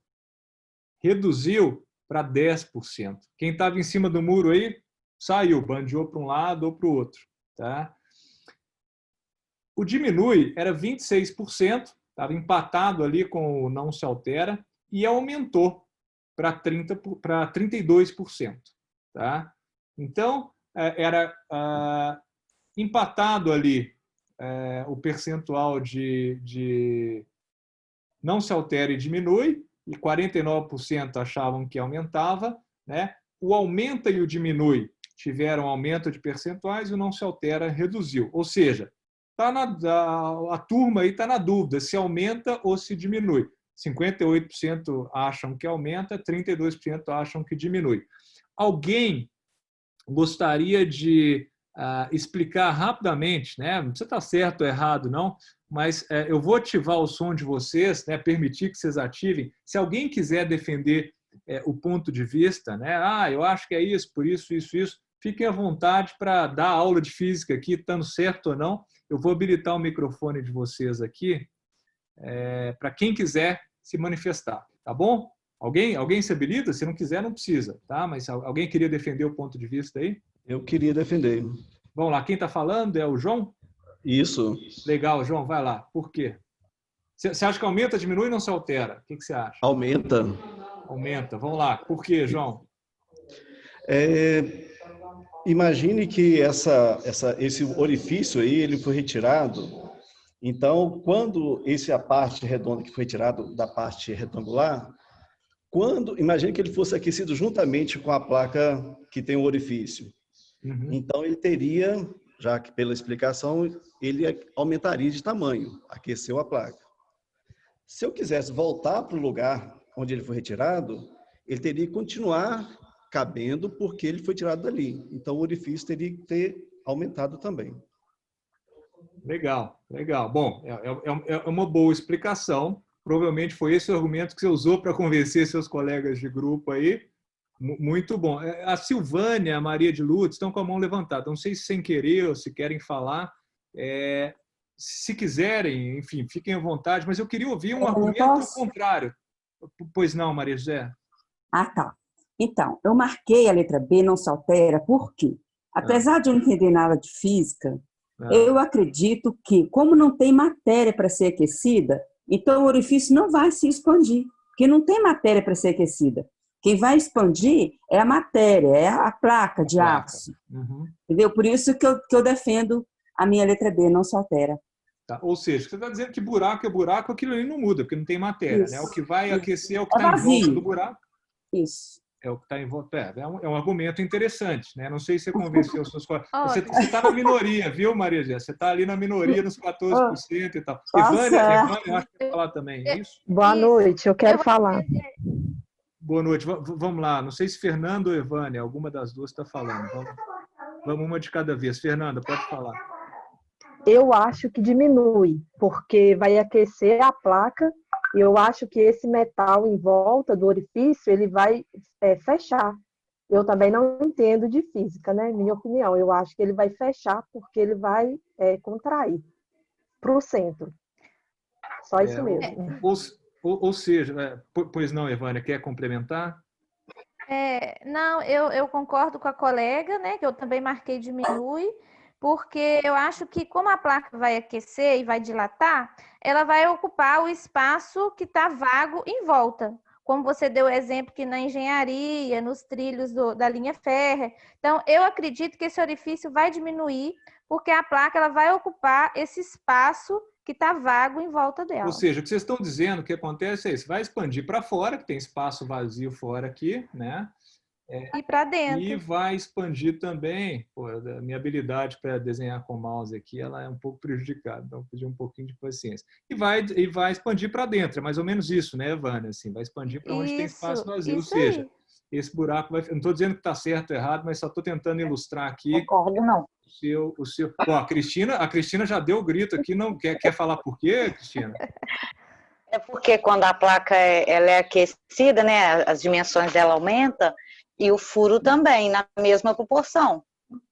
Olha que discussão legal, hein? Olha que discussão legal. Eu ouvi 3 pontos de vista diferentes, super criativos, né? Seja eles criativos, corretos ou não, mas física é uma ciência exata. Tá? Eu vou, bom, para respeitar o nosso tempo aqui, eu queria, inclusive, ouvir, mas adoro ouvir esses argumentos e tal. E vocês veem que a pluralidade, né, de ideias, e isso é super importante no processo educacional. Mas eu vou encerrar aqui a contragosto para a gente respeitar o nosso tempo e vou desativar o microfone de todo mundo, tá, gente? Só para garantir que a gente tenha ordem aqui na... só um segundo. Legal. Daqui para frente. Mas vamos lá. Como eu disse, física é uma ciência exata e só tem uma resposta correta, e a resposta é a seguinte, né? Eu brinco que se aqui fosse um programa de TV, a gente iria para o intervalo agora, sabe? Intervalo comercial, que todo mundo fica naquele suspense. Aqui não é programa de TV e nem queremos causar suspense, não. Vamos para a resposta. Imagina que cada bolinha vermelha dessa aqui esteja... Deixa eu só mudar a cor da caneta para ficar mais fácil. Vamos colocar ela azul. Cada bolinha dessa aqui esteja representando um átomo, né, da superfície, dessa borda interna desse material. Tem bolinhas vermelhas espalhadas em toda a superfície aqui desse metal. Eu só representei aqui as da superfície interna, que é o que importa para a gente. Tá? Notem que existe um espaço entre cada dupla de bolinhas vermelhas. Elas não estão coladas umas nas outras, elas estão um pouco espaçadas, existe um distanciamento entre elas, e vocês sabem por que existe essa distância. Elas estão agitadas ali, e para isso precisam ter um pouco de espaço entre elas. Quando a gente aquece esse metal, ou essa estrutura, o que acontece com o espaço entre os átomos? Lembra lá da minha explicação, hein? Sempre que eu aumento a temperatura, esses átomos se agitam mais e estão de mais espaço entre eles. Qual que é a única forma que eu tenho para aumentar o espaço entre essas bolinhas vermelhas? Imagina que nós todos estivéssemos na faculdade do futuro, lá na quadra, no auditório, dessemos as mãos, né, todo mundo fazendo um círculo grande, com o ombro colado. Né, todo mundo com o ombro colado um no outro em forma de círculo. Se a gente quiser aumentar a distância entre nós, o que a gente tem que fazer? Abrir esse círculo ou fechar esse círculo? A resposta é abrir. A única forma de aumentar a distância entre nós é abrindo esse círculo. Então, o que acontece aqui quando eu aqueço essa placa é exatamente isso. Ó. Notem que a distância entre essas bolinhas aumentou quando eu abro esse círculo. É exatamente isso que tem que acontecer. Portanto, quando eu aqueço esse material, esse buraco aumenta. Resposta certa, letra A.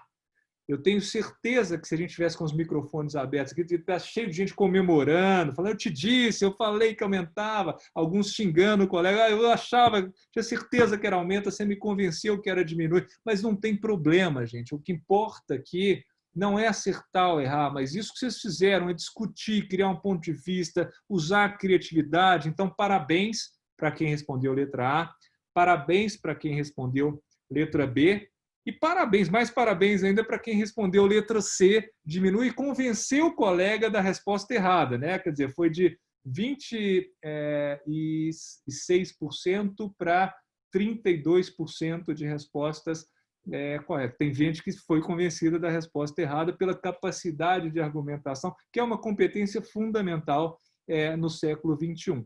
Então, de uma forma muito simples, gente, o Peer Instruction, que é essa metodologia que eu apresentei aqui, trabalha a resolução de problemas reais, né? Cabe a nós, professores, né, temos a competência de trazer problema real para dentro de sala de aula, né? Vincular mais a sala de aula ao mundo real. A gente precisa conectar mundo real e academia e sala de aula, né? Estimula o risco, porque não tem problema acertar e errar, o que vale é a tentativa, quer dizer, o errar não é punido aqui, o que vale é a criatividade. Permita que o aluno desenvolva a capacidade de argumentação. Muitos, inclusive, convenceram usando bons argumentos, sejam eles errados ou não. Favorece a inovação e trabalha competências do século XXI. Algo muito mais aderente à realidade do século XXI do que uma mera aula expositiva, em que você não tem condição de trabalhar nenhuma dessas competências que eu acabei de citar. Eu falei muito de ensino híbrido, falei que essa é a bola da vez, não tem mais volta esse negócio. E o que eu queria colocar aqui, de mensagem final para vocês? Na verdade, tem 2 slides, a gente já está acabando. Tá? O primeiro deles é, se você quiser desenhar o ensino híbrido, o que é o ensino híbrido? É uma modalidade de ensino que tem um componente online e um componente presencial. Em tempos de pandemia, esse componente presencial... Gente, eu só queria pedir o seguinte, eu não sei exatamente, está habilitado aqui para qualquer um vir escrever.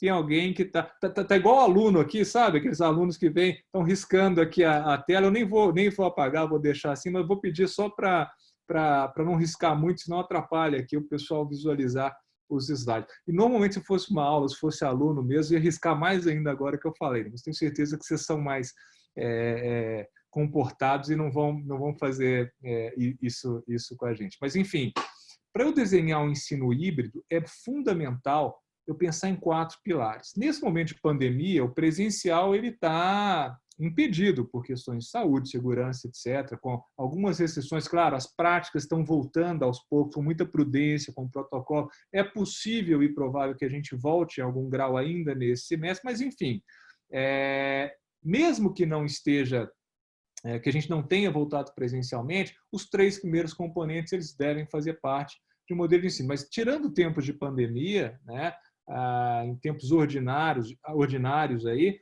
a gente consegue propor os 4 pilares. Quais são eles? O primeiro é fundamental que você estabeleça no seu modelo de ensino que conteúdo você vai disponibilizar para o seu aluno para que ele acesse a qualquer hora e qualquer lugar de forma assíncrona. O que é assíncrono? Cada um no seu próprio ritmo, degustando conteúdo e sem necessidade de um professor ali apoiando. Deixa o aluno ler textos, assistir videoaulas, inclusive vídeos no YouTube, abertos e artigos, etc. Segundo pilar é tipo de interação online assíncrona que você vai promover. Fórum de discussão, fórum de dúvidas, trabalho em grupo, são atividades que aí sim dependem de alguma interação com o professor dentro do ambiente virtual de aprendizagem. Terceiro pilar é que tipo de interação síncrona você vai promover. Vamos usar momentos em que todo mundo tem que estar conectado ao mesmo tempo, exatamente como nós fizemos aqui agora, para fazer o quê? O que você vai fazer durante esses momentos síncronos dessas atividades? E quarto, que tipo de interação presencial você vai propor? Quando a pandemia, o isolamento social tiver acabado, o que você vai fazer em momentos presenciais? Aulas expositivas, aulas práticas para aquelas disciplinas que sejam mais práticas, laboratórios, trabalhar em projetos, metodologias ativas como o Peer Instruction, que a gente fez agora. É fundamental esses 4 pilares, você pensar, planejar bem o que vai acontecer em cada um deles. Qual que é o grande problema que eu já comentei, mas vou reforçar aqui. Em tempos de pandemia, a presencialidade está restrita. Então, não dá para fazer isso aqui. O grande problema é que a gente está migrando isso 100% para interação online síncrona, mantendo as aulas expositivas. A gente deveria usar esse momento síncrono para fazer algo além da exposição, projetos, metodologias ativas, atividades práticas em grupos de alunos. Vamos usar o momento síncrono em que todo mundo está conectado para fazer algo que só pode ser feito ou presencialmente ou sincronicamente. E vamos disponibilizar conteúdo para esses alunos de uma forma assíncrona. Não precisa, não faz muito sentido que a gente faça. Todo mundo tem que estar conectado ao mesmo tempo, o professor ficar expondo conteúdo. Se for exposição de conteúdo, grava um vídeo, disponibiliza. Permita que os alunos acessem em qualquer hora, em qualquer lugar, quantas vezes quiserem ou precisarem. Tá? E usa momentos presenciais ou síncronos para mais interação e menos exposição. Essa é a grande dica. E, por fim, né, vamos falar do futuro da educação de uma forma geral. O que eu acredito muito que vai acontecer? Lembra que eu falei no início, eu não tenho bola de cristal, mas aposto muito em alguns elementos que esses, baseados em evidência, em tudo que a gente tem discutido, não tem volta. Tá? Qual é o futuro da educação? Primeiro, ensino híbrido e sala de aula invertida. Não tem mais volta. Tá? Deixa eu só tirar da apresentação e voltar para esses riscos saírem aqui da tela. Só um segundinho aqui, que daí eu já volto. Deixa eu interromper o compartilhamento. Legal. Voltar aqui.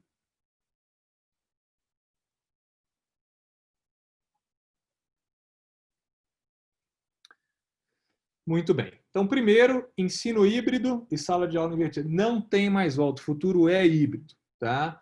Segundo, menos ensino, mais aprendizagem. Né? O que a gente chama less teaching, more learning. O que é isso? Menos tempo do aluno sentado na carteira ouvindo o professor falar e mais tempo presencial para mão na massa, para atividade para praticar, né? Para atividades que os americanos chamam de hands-on. Vão usar laboratório, espaços maker, vamos ser criativos, vamos colocar os alunos para trabalhar em problemas, projetos, metodologias ativas de aprendizagem. Terceiro, currículos por competências. Tá? Existe um abismo entre o que o mundo real precisa e o que a gente está fazendo dentro de sala de aula. Um bom exemplo disso é decorar a tabela periódica. Vamos usar tempo de sala de aula para trabalhar competências que sejam mais demandadas pelo mundo real. E aí entram fortemente o que a gente chama de soft skills, né? Competências socioemocionais vão ser fundamentais no futuro muito próximo. Já são e vão ser cada vez mais importantes. E dificilmente serão substituídas por inteligência artificial. Quarto elemento, tecnologia como meio. Tecnologia não é pedagogia. Eu vejo muita gente, vamos fazer uma escola inovadora, vamos fazer o ensino do futuro, vamos pensar então primeiro em que tipo de tecnologia. Eu vou usar Google, vou usar... Espera aí, antes de pensar na tecnologia, pensa em currículo, em metodologia. Tecnologia é meio para facilitar tudo isso, ela dá suporte. Primeira coisa que você tem que fazer é pensar qual é o meu projeto pedagógico. Com base nisso, que tipo de tecnologia, de espaço de aprendizagem eu tenho que usar para facilitar esse meu projeto pedagógico. Como, por exemplo, a gente usou breakout rooms, salas simultâneas, polling. A gente está usando uma tecnologia aqui relativamente simples, mas baseada em uma metodologia que é o peer instruction, né? Ou seja, tecnologia facilita, mas não faz nada se não tiver uma boa metodologia por trás. E nada substitui o professor, hein? De novo. Por fim, novos processos de avaliação. Não dá para a gente manter a avaliação, né? Baseada em nota somativa, em que o aluno acerta, tira 10, que errou, tira 0. A gente tem que rever nosso processo de avaliação. Algo mais formativo. Finlândia está fazendo isso super bem através de portfólios, né? Avaliar ao longo do processo, avaliando competências que extrapolam muito se o aluno sabe ou não sabe determinado conceito, determinado conteúdo. Inclusive, né, quando a gente tiver maturidade para isso, avaliação peer-to-peer, né, aluno avaliando colega, autoavaliação, ou seja, avaliação é um tema muito complexo para ser... E eu participei de um webinar aí com uma grande autoridade do Ministério da Educação, e a grande preocupação dele era, poxa, o único problema da educação à distância é a cola, né? Que os alunos estando ali em casa, eles podem colar. Poxa, gente, se a nossa preocupação for que os alunos colem, né? Se a principal preocupação nossa for garantir que eles façam uma prova ali sob vigília de alguém, ou que alguém esteja um inspetor ali durante todo o tempo, poxa, a gente está voltando décadas no nosso processo educacional. Vamos pensar em processos de avaliação mais aderentes a tudo isso que a gente está falando agora, um processo mais formativo, baseado em competências, apoiando os nossos alunos de tal forma que o erro faça parte do processo e ajude esse aluno a evoluir, a ganhar competências. Por fim, eu diria que a gente já tem tecnologia, a gente já tem conteúdo de qualidade, a gente já tem, sobretudo, metodologias para tudo isso que a gente falou acontecer e acontecer muito bem. O que falta é iniciativa, né? Eu espero fortemente que, depois dessa pandemia, essa iniciativa não falte mais. Ok? Queria agradecer muito a cada um que está presente aqui. Pô, ficaram até, deixa eu ver quantas pessoas, 206, mais de 200 pessoas conectadas aqui. É um prazer enorme ter ficado. Obrigado de verdade pela participação. Queria agradecer à Faculdade do Futuro pela oportunidade, né? Por mais essa oportunidade. Enfim, espero que a gente se encontre num futuro próximo aí para discutir um pouco mais, né? E se Deus quiser, né, gente, em breve aí estar presente em Manhuaçu, dando um abraço. Eu gosto muito dessa proximidade, né? Quanto isso, a gente usa tecnologia, mas eu gosto mesmo de abraçar, de contato físico, e espero que a gente tenha a oportunidade de, em breve, estar aí na Faculdade do Futuro, presencialmente, discutindo esse tema que, para mim, poxa, cada segundo que eu passo falando, eu ganho uma energia. Meu sonho é que a gente transforme esse país através de educação. Parabéns a cada professor que está aqui presente, que fez das tripas coração para continuar com as aulas ao longo, né, do semestre, a partir de março, ali, quando a pandemia foi decretada. Parabéns aos gestores que estão participando e espero de verdade reencontrá-los aí presencialmente muito em breve. Tá bom? Para quem quiser, eu deixei aqui meu contato no LinkedIn, depois me chama lá, a gente posto ali muitos eventos que eu participo, artigos. Quem quiser contactar por ali também, a gente consegue bater bola, enfim. Obrigado, Guilherme, Lidiane, mais uma vez. Não sei se vocês querem encerrar aí, ou seja, mas continua à disposição aqui, né? Se tiver alguma questão, dúvida, etc., estou à disposição. Obrigado, Guilherme e Lidiane, pela oportunidade mais uma vez. Tá bom?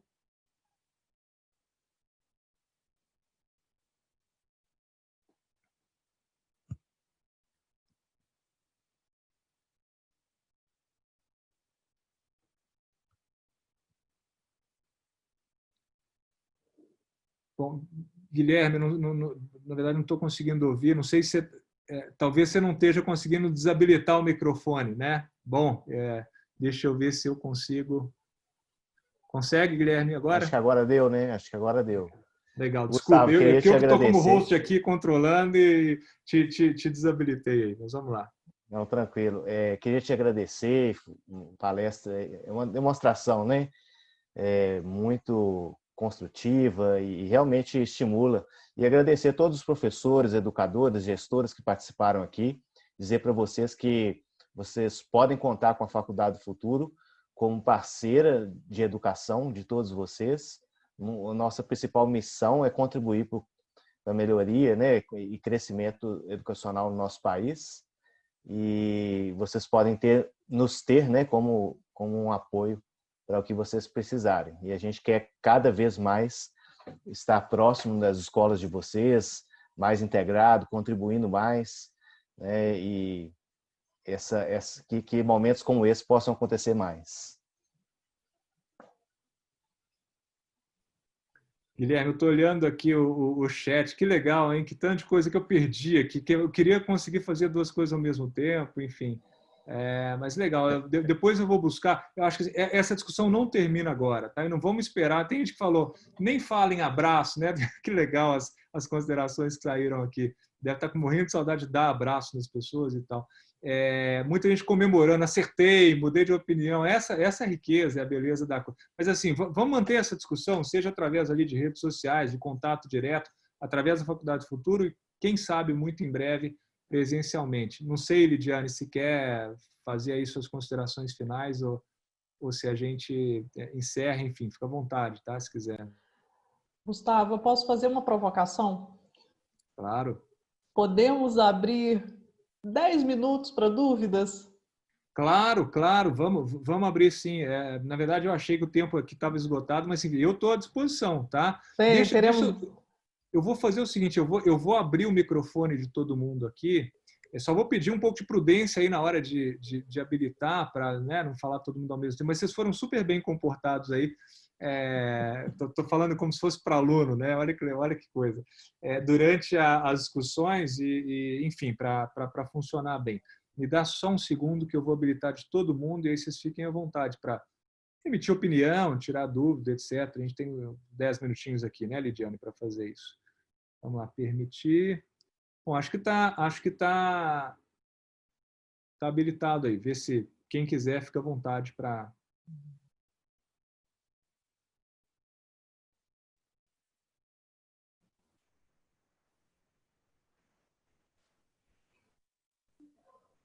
Alguma questão, gente? Alguma... Bom, pode ser pergunta, pode ser piada, pode ser de física, pode ser... Não pergunta muita coisa de física, não, que eu não vou conseguir responder, mas, enfim, fiquem à vontade para a gente interagir aqui. Tá, posso falar? Oi, pois não, pois não. Eu sou Silvânia, de Caputira, sou professora, estou praticamente aposentando e não te conhecia, gostaria de dizer que sou muito grata, né? Primeiro pela faculdade por disponibilizar o convite, e achei suas palavras assim sensacional para o momento, principalmente, né? Durante todo o tempo que eu trabalhei, né, no trabalho em escola, eu sempre tive dúvida assim, como fazer para como que eu poderia contribuir para que meu aluno aprendesse, né? E eu já passei por todos esses momentos que você expôs aí, né? Esse momento que você fala sozinho e você cobra. Inclusive, eu tenho ex-alunos aí que eu já identifiquei, que estão participando da palestra, achei muito legal também. E essas propostas de mudança, ao longo dos anos também, eu já ouvi muita coisa. Eu acho que a diferença é que agora, nesse momento, é o momento da ação. O que eu percebi, assim, na medida que vocês estão falando, sabe? É que nós estamos no momento de a gente colocar tudo isso em prática. Eu já participei de fóruns, né, de outras palestras também, que sempre abordavam essas questões, mas ficava uma coisa assim, muito vaga, né? Então, você clareou, né, esclareceu muita coisa e deixou muito claro assim, ó, agora é o momento realmente de ação, né? E eu gostei também muito quando você falou da questão de que o professor nunca será substituído. Eu sempre também acreditei nisso e eu acho que o que precisa é as pessoas deixarem o medo de lado, né? Começar aí realmente a usar as ferramentas que tem, as novas tecnologias, para que ele se torne realmente uma pessoa participativa, né, nesse processo. Não sei se deu para vocês me ouvirem, mas a minha opinião é essa. Obrigada. Perfeito, em alto e bom. E assim, Silvânia, eu vou te convidar para... Você conseguiu resumir aí boa parte. O problema é que eu demoro 40 minutos, você falou em 2 aí, tudo que eu queria. Fantástico, eu acho que é isso mesmo. No final, alguém perguntou se o material vai estar disponível. Eu anotei correndo aqui que você estava falando, para não perder nenhuma pérola. Não, mas aí, já aproveitando, eu vou essa apresentação vai ficar disponível, tá? O pessoal da faculdade do futuro, depois de alguma forma o Igor e a turma aí vão compartilhar com vocês, não sei exatamente como, mas enfim, isso a gente dá um jeito depois. Devia ter falado antes, não precisava se preocupar em anotar, eu vou disponibilizar tudo isso. E quem quiser, eu tenho os artigos. Eu tenho os artigos escritos no portal, eu sou um dos conselheiros do portal Desafios da Educação, que hoje é o maior portal educacional, tem muitas ideias legais lá, não minhas, né, mas de outras pessoas. E tem alguns artigos meus, vários, uma vez por mês eu escrevo, depois posso compartilhar com vocês algumas ideias, vídeos, etc. Maravilha. Vamos manter esse contato. Mas a apresentação... Coisa boa, sempre bem-vindo. Legal, que bom. Obrigado, nossa, viu, Silvânia? Obrigado pela participação. Eu que agradeço a oportunidade. E que legal que tem alunos. Deve ser muito legal, né? Você vê alunos participando de momentos, ex-alunos. Maravilha. Eu já estou dando aula para filho de ex-aluno, neto de alguns ex-alunos. Você deve estar super orgulhosa. Ou esse vídeo está desfocando, mas você não tem cara de ter a idade que você está falando que você tem, não. Parece super nova aí para dar aula para neto. Eu comecei a trabalhar cedo. É verdade. Bom. Legal. Obrigada. Não sei. Bom, quem mais? Gente? Alguém? Alguma questão? Comentário, enfim. Oi. Bom, tá aberto, hein, gente? Boa noite. Oi, Paola, boa noite, tudo bem? Boa noite, tudo jóia, e você? Tudo bem. Um prazer imenso ter ouvido a sua palestra até o momento, e eu também não te conhecia, também foi um prazer muito grande, principalmente nesse momento, em que todo mundo está numa dúvida e num certo desespero em relação aos acontecimentos. Sou professora municipal em Manhuaçu há 15 anos e de educação infantil. Com relação ao ensino que você falou que não gosta que se chame de híbrido, né? Mas a gente já está tão acostumada com isso. Com relação ao ensino híbrido, você não acha que isso aumentou a desigualdade entre todos, os nossos alunos e até o rendimento deles com relação às matérias e ao aprendizado, e ainda mais na educação infantil, onde a parte principal é a socialização e a aproximação, e isso fica assim um pouco frio e um pouco distante para que os alunos possam entender a vida em sociedade, principalmente. Eu queria saber a sua opinião a respeito disso. Legal, Paula, obrigado pela pergunta. Eu concordo plenamente com o que você colocou. Eu acho que, primeiro, ensino híbrido tem um componente presencial e tem um componente online. Componentes presenciais, alguns deles são insubstituíveis, né? Um deles é a socialização. E quanto menor o grau, quer dizer, para ensino médio e ensino superior, funciona muito bem com menos presencialidade. Por que eu estou dizendo isso? Porque eu fiz pesquisa durante muito tempo, comparando modelos diferentes, e o híbrido, para níveis mais avançados, funciona muito melhor do que o modelo 100% presencial expositivo. Isso são fatos, são dados, são evidências e não uma mera opinião. Agora, quanto mais técnico é o modelo de ensino, quanto mais conteúdo você tem, mais a probabilidade de fazer uma digitalização desse ensino, ou seja, o percentual online maior. Para séries iniciais, o mais importante é a socialização. É impossível transformar isso em tecnologia. Então, assim, o ensino, o Fundamental 1, fica altamente prejudicado com o isolamento social. Isso é irrecuperável, essa é a minha opinião, né? Por mais que eu não tenha medido, não tenha experimentado ainda, né? Não tenho dados aqui para te falar, mas a minha opinião é que quanto menor, mais importante é a presencialidade. Tanto é que os maiores índices de evasão na escola durante esse período foram de alunos de séries iniciais. Porque, como é que você vai transformar isso em online? E nem híbrido hein, Paula? A gente está falando 100% online. Como é que você vai promover 100% online? Eu tenho duas filhas, uma de 7 e uma de 9 anos. A de 7, e aí vou falar um pouco do lado bom desse negócio, né? Por mais que você esteja, eu acho que em termos de desenvolvimento de competências ali socioemocionais e até de ela está começando a aprender matemática agora e claro que alguma coisa ficou prejudicada e a socialização principalmente, que é um ponto que você toca bem.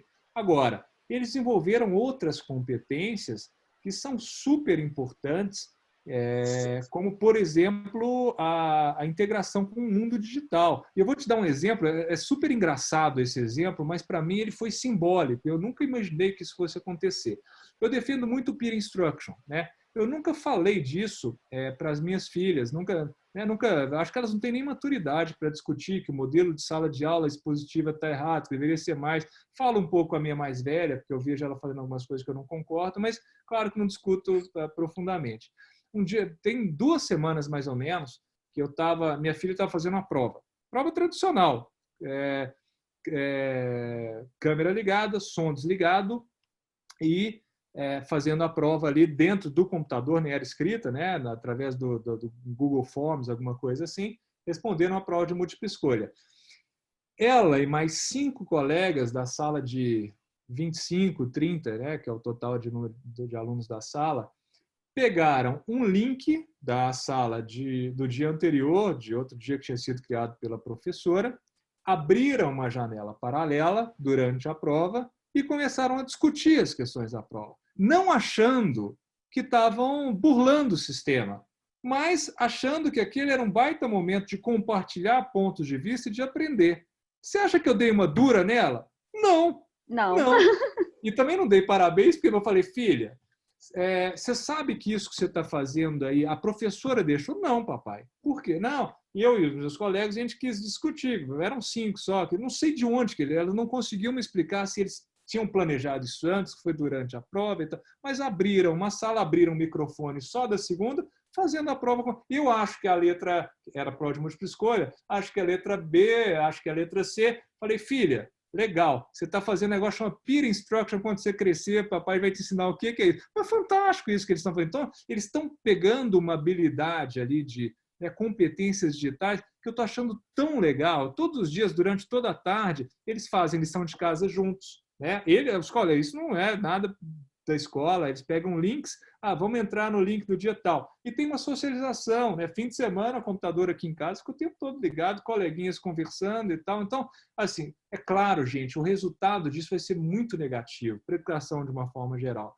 Mas vamos pensar em alguns pontos interessantes. A gente está quebrando resistência de professores, tem alunos que estão aprendendo a lidar com tecnologia muito bem, estão usando criatividade para ver coisas que eu jamais imaginei que ela fosse ter capacidade de criar um link para discutir. Olha que legal isso, olha que legal isso. Então, assim, sem dúvida fica prejudicado. E outra questão super importante, que eu acho que não faz parte da sua pergunta, Paulo, mas é importante colocar. Alunos de classes menos favorecidas, ou seja, que não têm acesso à tecnologia, às vezes 5 pessoas numa casa e não têm computador, esses ficam super prejudicados durante... Eu acho que isso aumenta o abismo entre classes, que é algo que as pessoas normalmente me perguntam e tal. Eu acho que deveria ter políticas públicas que incentivassem, o uso de tecnologia, que permitissem acesso à tecnologia, como grupos educacionais grandes, faculdades, porque o ensino privado acaba tendo uma classe mais privilegiada, mas o ensino superior tem alunos que não têm condição de pagar muita coisa além da mensalidade. Então, grupos educacionais deram para alunos computadores como comodato, deram chip de 4G com plano de dados de 50, para que os alunos tenham algum acesso. Claro, tem alguns que estão em região rural, em Manhuaçu isso é muito comum, que tem regiões... eu conheço bem Manhuaçu, a internet não é uma maravilha dentro da cidade, muito mais em regiões ali um pouco mais distantes e tal. Claro que tem essa limitação tecnológica, mas cada vez mais tecnologia tem sido um problema menor para tudo isso que a gente está falando. O acesso à tecnologia está ficando mais barato. Dizem que quando chegar o 5G aí, o negócio vai explodir de evitar essas diferenças, inclusive sociais, e eu acho que tem que ter políticas públicas que olhem para diferentes tipos de alunos, para classes econômicas e busquem uma solução para cada uma delas. O difícil é transformar em digital essa socialização de anos iniciais, mas eu acho que tecnologia, ao passar do tempo, em pouquíssimo tempo, não vai ser um problema tão grande como o que a gente tem hoje. Eu queria fazer só mais um adendo. E com relação aos alunos de inclusão? Hoje a gente já tem ferramentas que permitem que, por exemplo, deficientes visuais, deficientes auditivos. Hoje, online, você tem ferramentas que permitem que esses alunos acompanhem muito bem. Claro, tem inclusão pedagógica e atitudinal, que hoje está muito em voga. A gente hoje consegue fazer tutoria de alunos, com tutores dentro do ambiente virtual de aprendizagem. O Zoom, por exemplo, é uma plataforma que permite isso, que alunos tenham contato com um tutor online ali em tempo real, em que a turma não vê, mas o aluno tem um suporte direto. Eu já vi, inclusive, existe uma metodologia muito interessante chamada Método 300, não vai dar tempo de falar muito sobre ela, mas depois vale a pena dar um Google aí, em que alunos que têm um desempenho um pouco melhor ajudam, são os monitores, são os tutores de alunos que têm alguma dificuldade de aprendizagem, resultados extraordinários. O Ricardo Fragelli, da UNB, está fazendo isso com resultados muito legais. Então, assim, a barreira, na verdade, a tecnologia pode até favorecer alguns casos de inclusão, de acessibilidade pedagógica, atitudinal, de portadores de necessidades especiais de uma forma geral. Tá? Okay. Muito obrigada, professor. Tenha uma ótima noite. Obrigado, Paulo. Podemos fazer só mais uma pergunta, Gustavo? E aí a gente... Vamos. Mais uma questão. Não sei se a Roseli que quer perguntar. Eu quero perguntar, sim, a respeito do que você disse dos impactos irreversíveis na educação infantil. Eu concordo plenamente e acho que deveria se providenciar já na política pública um currículo que adeque às necessidades desses alunos que ficaram impactados com esse sistema de teleaulas. Roseli, poxa, semana passada, essa grande conferência que eu participei, eu era o único convidado que não era uma estrela. Tinha muita gente muito boa. Marina Esfini, que foi presidente do INEP, estava deu a palestra antes da minha. Tinha a Cláudia Costin, o Celso Antunes, que é um cara que eu acho formidável, que acabou dando a palestra logo. Eu ouvi, assim, eu tentei falar o menos possível para ouvir essas pessoas mais. E todos eles eram, assim, principalmente tinha alguns, a Marina Esfini, por exemplo, que estava ali no INEP, né, foi presidente, trabalha muito com políticas públicas. Todos eles, isso aí eu acho que não tenha dúvida, no próximo ano, uma boa parte da carga horária vai ser para resgatar os gaps de competência, de aprendizagem, de conteúdo que ficaram para trás durante esse ano. Então, nós vamos ter que usar isso. E aí não tem uma solução mágica e única para todo mundo. Vai ter que ser feito um diagnóstico, escola por escola, aluno por aluno, turma por turma, para a gente tentar, no próximo ano, resgatar boa parte disso. E a 8ª série no próximo ano não vai ser 8ª, vai ser o resto da 7ª. Nós vamos ter que adequar. Talvez isso demore 2 anos aí para entrar no eixo, mas se a gente não fizer isso, nós vamos ter sérios problemas de um desnivelamento, de um abismo de competência entre alunos de escolas públicas, privadas. Tem que ter política pública para regular isso aí. Por que isso não está pronto ainda? Porque ninguém sabe onde isso vai parar, né? Quando volta e tal. Mas eu acho que o Estado tem que estar presente e acredito, espero que esteja para a gente mitigar esses riscos tão importantes que você acabou de colocar. Muito obrigado. Obrigado, Roseli. Pessoal, obrigado então, Lidiane, mais uma vez, Guilherme, prazer enorme estar aqui. Acho que essa é uma discussão sem fim super gostosa, super gostoso discutir tudo isso. Faço convite para que a gente não encerre por aqui, né? Talvez esse seja o pontapé inicial para que a gente continue transformando esse nosso Brasil aí através da educação. Obrigado mais uma vez, gente. Isso mesmo, Gustavo. Chegamos ao fim da nossa palestra, mas não ao fim do aprender a aprender, né? Agradeço pela palestra, excelente. Agradeço a participação de todos e eu acredito que todos ficaram com um gostinho de quero mais, né? Quero ouvir mais, quero aprender mais. Então, já adianto, acompanhe as redes sociais da Faculdade do Futuro nos próximos dias. Nós faremos a divulgação de um grande simpósio com discussões, com apresentação de metodologias ativas, de utilização de tecnologias no ensino remoto. Então, nos acompanhe que em breve começaremos a divulgação. Forte abraço para todos e excelente noite.